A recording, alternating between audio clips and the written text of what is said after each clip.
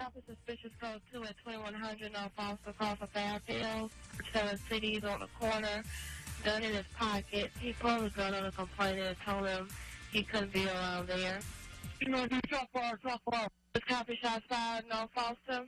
2100 North Foster, Fairfield. I see both officers okay. Suspect down.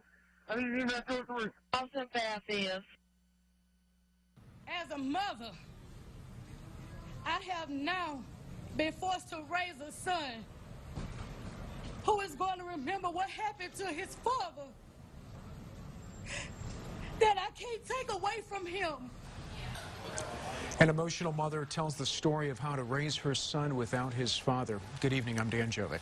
And I'm Jackie Jovic. Baton Rouge is a city on edge after a deadly police-involved shooting during an arrest, which was all caught on cell phone video. The officers, Blaine Salamone, a 4-year veteran, and Howie Link II, a 3-year veteran, have been placed on administrative leave. Chad Savity reports. Live from the heart of the Arklatex, local news that matters. This is NBC6 News at 5, home of the 2016 Summer Olympics. It's not fair. They're giving all these people, these authorities, the right to kill us. It could have been you. It could have been you. It could have been you or you or you. You're still saying there's no profiling, but it is. It is. We're being hunted every day. It's a silent war against African-American people as a whole. An emotional girlfriend and an angry mother grieve the death of their loved one in another police-involved shooting. Good evening, I'm Dan Jovic. Jackie has the night off. 2 separate officer-involved shootings. The latest overnight in Minnesota comes on the heels of Tuesday morning shooting in Baton Rouge. Today, with video of both incidents going viral, prosecutors are out in force. Protesters, are out in force. Sarah Rosario reports. A quiet and somber Baton Rouge outside the convenience store where 37-year-old Alton Sterling was shot and killed Tuesday. Now tragically connected to this gathering outside the Minnesota governor's mansion following the police shooting of 34-year-old Philando Castile. Both shootings caught on cell phone video. Tensions are mounting in Minnesota after this video of a routine traffic stop turned deadly goes viral.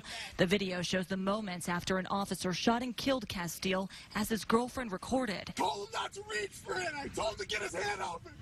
You told him to get his ID, sir, and his driver's license. The 2 deadly shootings in 2 days raises questions about how officers respond to certain situations. NBC6's Chanel Terry joins us now live in studio control, sharing some details on how local law enforcement is trained. Chanel.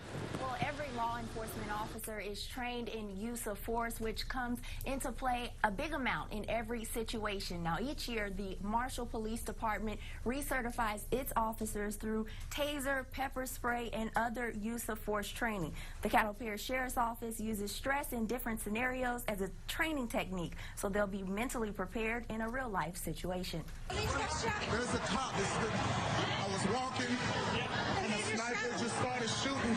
Man, like all of the cops were getting shot, man. I just saw cops bending over, man. Like, it had to be like 5 or 6 cops, I think, was all getting shot down, man. Police in Dallas are ambushed by a gunman who, according to the city's police chief, wanted to, quote, kill white people, especially white officers. It has been a tragic 20 hours in Dallas. Good evening. I'm Dan Jovic.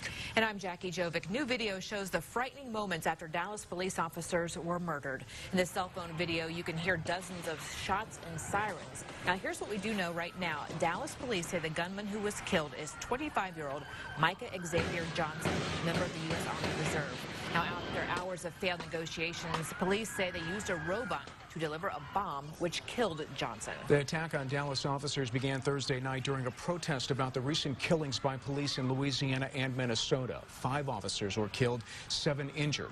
Johnson said he was not affiliated with any groups. Dallas's mayor described the attack this way. The worst attack on law enforcement in our city's history. The worst attack on law enforcement in our country since 9/11. Police in New York, Chicago, Las Vegas, Cleveland, and Philadelphia are patrolling their streets in pairs because of the attacks. Now, it started at 8:59 p.m. Dallas police reported shots fired downtown. Within minutes, videos hit social media detailing the chaos. By 9:35 p.m., Dallas police sent out alerts telling the public to stay away from downtown.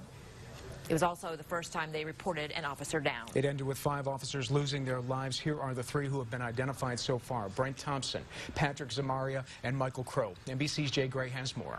Good evening. You can see the red brick parking garage just behind me here. That's where investigators say the deadly attack started here in downtown Dallas. I've talked with Dallas police who have been on the ground since that attack.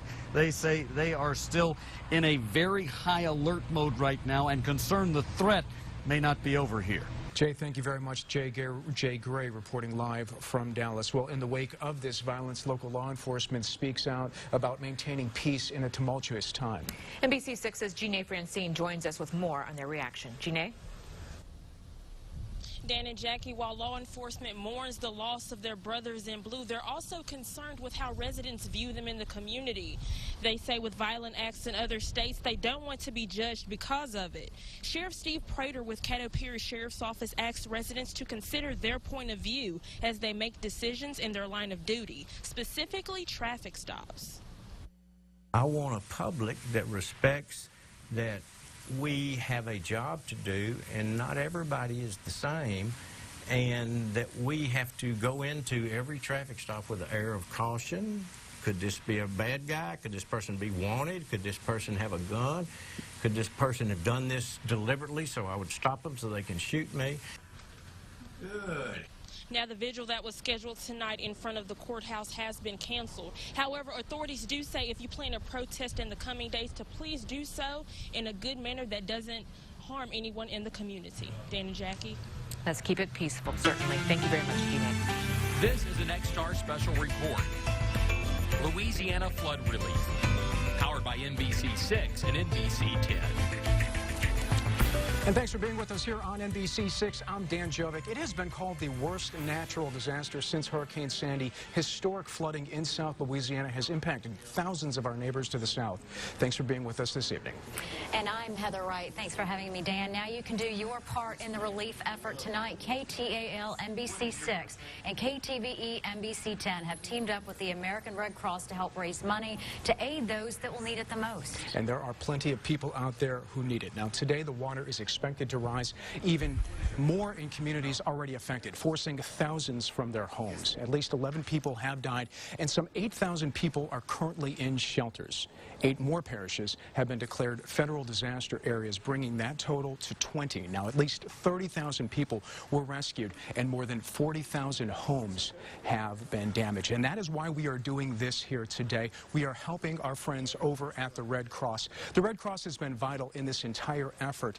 Let's send it over to Heather right now. Heather, you're talking with the executive director. All right, Dan, thanks so much. We're talking with Michelle Davis. And Michelle, you're with the Red Cross. You organized everything here in North Louisiana. You've been all over the state. Put this disaster in perspective for us. You're watching Fox 33 News First at 9. It's just senseless. It must have been about 30, 40 shots, 20-some shots. And so even his window blew out. He was in here. Michael Hamilton's mother reacts to her son being shot to death last night. Good evening, I'm Markel Sinnett. Police say he was standing by the family's home when he was gunned down. Fox 33's Jeanne Francine reports. It's just senseless. It must have been about 30, 40 shots, 20-some shots. And so even his window blew out.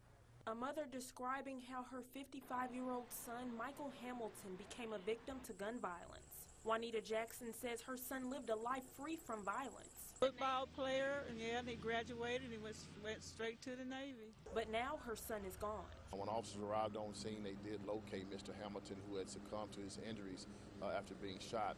Now, the extent of his involvement in the shooting, if any, is still under investigation at this point. In tonight's Fox on the Scene, a local author and playwright brings her book to life with the stage play, The Married Man. Thank you so much, Courtney Lyric, for being here. Can you first off tell us all about the play? Okay, so the play is just a real-life visual of my book. We decided to bring it to the stage for the people of Shreveport. I think you're absolutely going to love it. It's an edge-of-your-seat thriller, twists and turns, very positive energy for the Shreveport area. Very talented actors. They've been working very hard. I really cannot wait to share it with you all. Well, are you leaving her anytime soon? Miracle. You're an intelligent woman. I mean, college grad and all. You know the way the world works. What does that mean? That means I'm not leaving my wife. Whoa, whoa, whoa. So you never intended to be with me completely? You been coming here telling me all these sweet nothings, playing daddy to Ray? Only let me know it's not gonna be more than what it is right now?